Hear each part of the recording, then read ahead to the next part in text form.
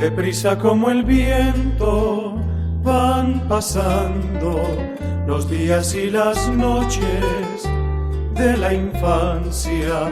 Un ángel nos depara sus cuidados mientras sus manos tejen las distancias. Después llegan los años juveniles, los juegos, los amigos, el colegio. El alma ya define sus perfiles y empieza el corazón de pronto a cultivar un sueño, y brotan como manantial las mieles del primer amor. El alma ya quiere volar y vuela tras una ilusión, y aprendemos que el dolor y la alegría son la esencia permanente de la vida.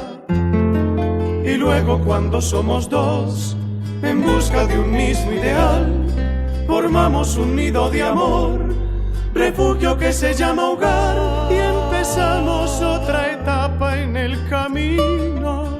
Un hombre, una mujer unidos por la fe y la esperanza.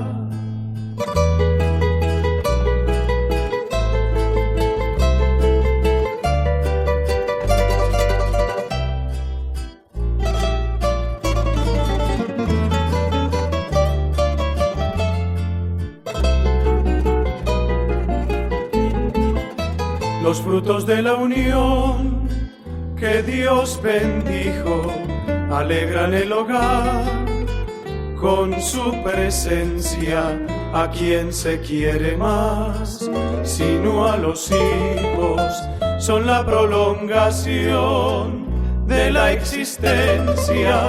Después, cuántos esfuerzos y desvelos para que no les falte nunca nada, para que cuando crezcan lleguen lejos y puedan alcanzar esa felicidad tan anhelada. Y luego, cuando ellos se van, algunos sin decir adiós, el frío de la soledad golpea nuestro corazón. Es por eso, amor mío, que te pido por una y otra vez, si llego a la vejez, que estés conmigo.